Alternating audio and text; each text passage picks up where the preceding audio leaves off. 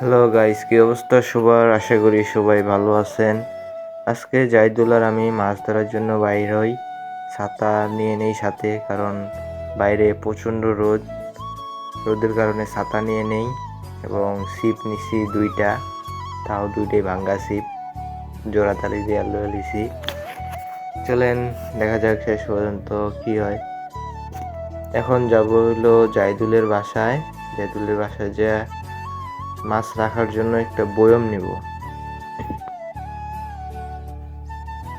এই যে দেখেন ভাঙ্গা ছিপ নিয়ে বাইরে বললাম মাছ ধরার জন্য। আর ওইটা ঠিক করতেছে। এখন যাইতেছি হলো জাহিদুলের বাসায়, একটা বয়ম নিব মাছ রাখার জন্য।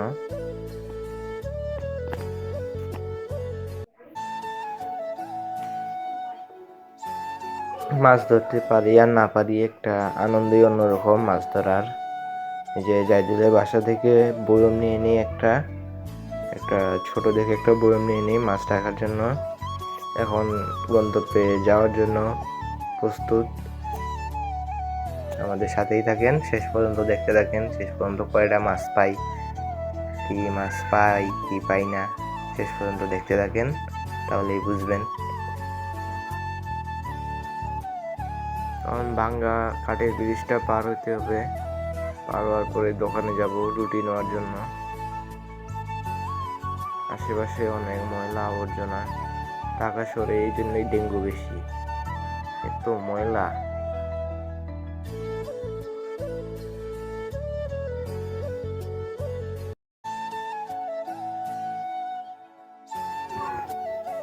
দোকানে আসি রুটি নেওয়ার জন্য। রুটি নিয়ে আবার গন্তব্যে রওনা দিব। জাহিদুলের কাছে বলি যে 10 টাকা দামে একটা রুটি নে, কারণ রুটি না দিলে মাছের এই চারা হিসেবে কি দিব। আর ঢাকা শহরে তো কেঁচো তো একবারেই বিলুপ্ত, কেঁচো পাওয়াই যায় না, এই জন্য রুটি ব্যবহার করব মাছ ধরার জন্য। পরে রুটি পাইতেছিল না, পরে আমি ওই সাইডে দেখাই দিই যে ওই সাইডে রুটি আছে, ওই সাইড থেকে নে। পরে ওই সাইড থেকে একটা রুটি নেয়, নিয়ে আবার রুটিটা একটু টেস্ট করে দেখে যে রুটিটা ঠিক আছে কিনা। পরে দোকানদারের কাছে রুটির টাকাটা দেয়। রুটির টাকা দেওয়ার পরে আমরা আবার গন্তব্যের দিকে রওনা হয়ে যাই। বাইরে যে প্রচণ্ড রোদের জন্য তাকানোই যাইতেছে না, আর ভিডিও করতেছি অনেক কষ্ট করে। দেখেন কত রোদ বাইরে। এই জায়গাটার নাম হলো বনের পার। দেখেন জায়গাটা কত সুন্দর, আশেপাশে নাচারি আছে, গাছপালা আছে বড় বড়।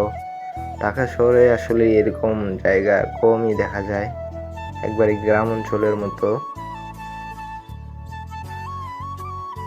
সাইডে মাঠের মধ্যে খেলাধুলা করতেছে সবাই। বাইরে যে রোদ, প্রচন্ড রোদ আজকা। রোদের জন্য ক্যামেরার দিকে তাকাইতে পারতেছি না, একবারে অবস্থা খারাপ। এখন মাছ ধরবো কিভাবে এই রোদের মধ্যে, এই চিন্তায় তো অবস্থা খারাপ একবারেই।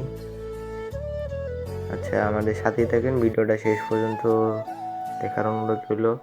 এই জায়গায় এসে সারপ্রাইজড হয়ে যায় যে এই জায়গায় দেখি শুটিং চলতেছে, ফানি ভিডিও বানাইতেছে। এই জায়গায় দেখি একটা ছেলে বোরকা টোরকা পরে মেয়ে সাজছে, মেয়ে সাজার পরে ভিডিও বানাইতেছে। আসলেই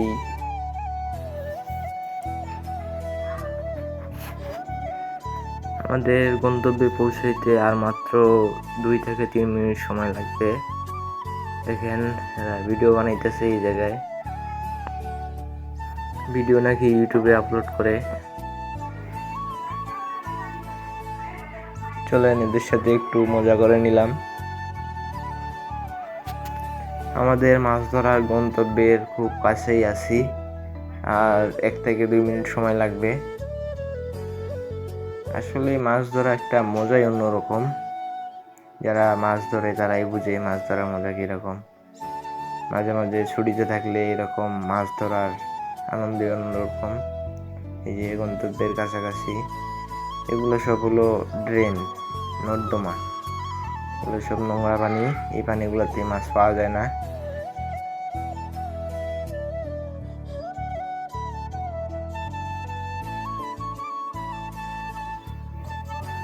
এগুলা আশেপাশে যত খালি জায়গা আছে সব হলো যমুনা গ্রুপের নিজস্ব সম্পত্তি।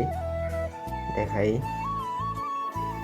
আশেপাশে অনেক ফাঁকা জায়গা আছে, দেখেন যতগুলা জায়গায় আছে সব হলো যমুনা গ্রুপের নিজস্ব সম্পত্তি, এবং কি যে জায়গায় মাছ ধরবো ওটাও যমুনা গ্রুপেরই সম্পত্তি।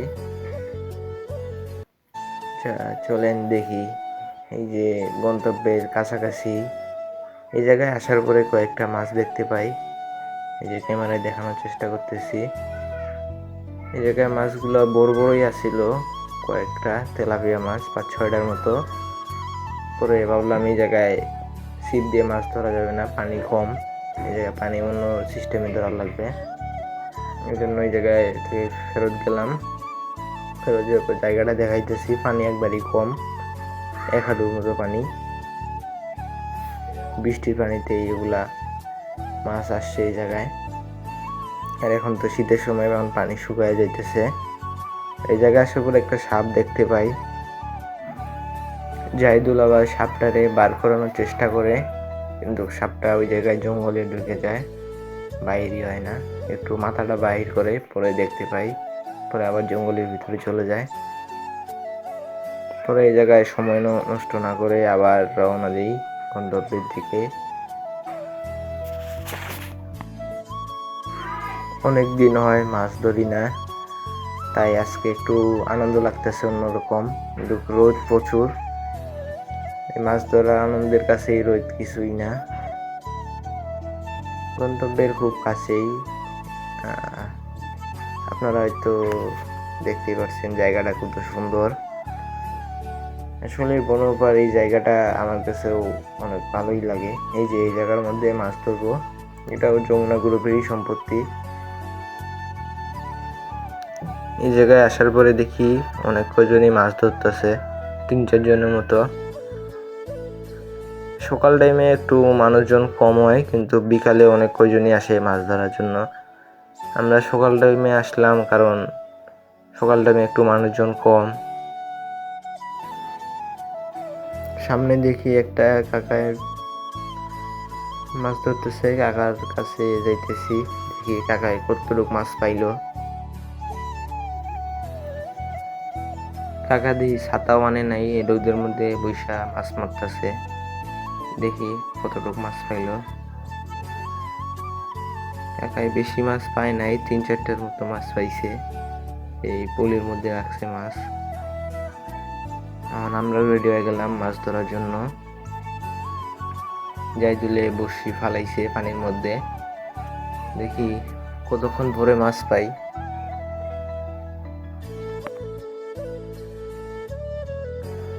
জাহিদুল অলরেডি মাছ ধরার জন্য রেডি। এই পানিতে এই সাইডের মাদ্রাসা থেকে হুজুররা এসে উজু করে, গোসল করে, তাই পানিটা কতটুকু ভালো আপনারা বুঝতেই পারছেন। কয়েকটা মাছ পাই, দেখাই আপনাদের।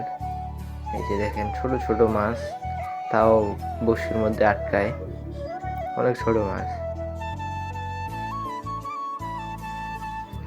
এই সাইডে এক কাকায় দেখি জাল ফালাইছিল, জাল ফেলায় মাছ ধরতেছে, দেখাই আপনাদের।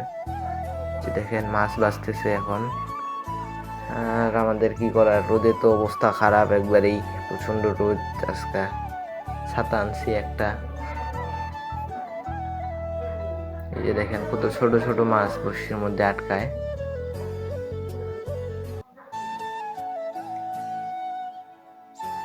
মাছ ছোট হোক আর বড় হোক, মাছ ধরার মজা অন্যরকম। এদিকে আবার যমুনা গ্রুপের কিছু আনসার আসতেছে, আনসার আবার আমাদের কিছু বলেই নাকি, দেখি একজন এসে আবার জিজ্ঞাসা করে যে কতটুকু মাছ পাইছি, সেরকম কিছুই বলে না। এই যে তিনি এসে বলে যে ভাই কতটুকু মাছ পাইছেন, পরে আমি দেখাই যে এই কটা মাছ পাইছি, পরে চলে যায়, সেরকম কিছুই বলে না। ভাবলাম হয়তো যমুনা গ্রুপের আনসার কিছু হয়তো বলবে। এই যে আমার কয়জনই আসিল।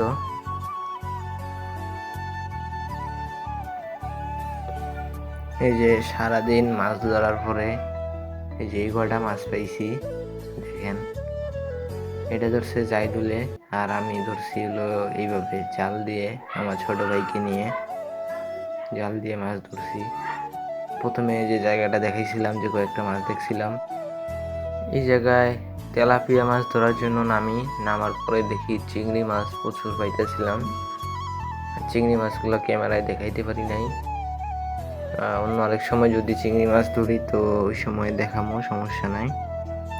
পরে আর কি করার, এখন বাসায় যেতেছি, মাছ তো সেরকম পাই নাই,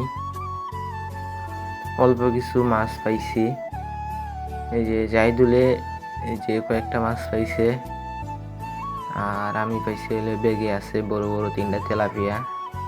এই যে, তো গাইস আজকে এই পর্যন্তই। ভিডিওটি ভালো লাগলে একটি লাইক দিয়ে পেজটিকে ফলো করে দিবেন। ধন্যবাদ।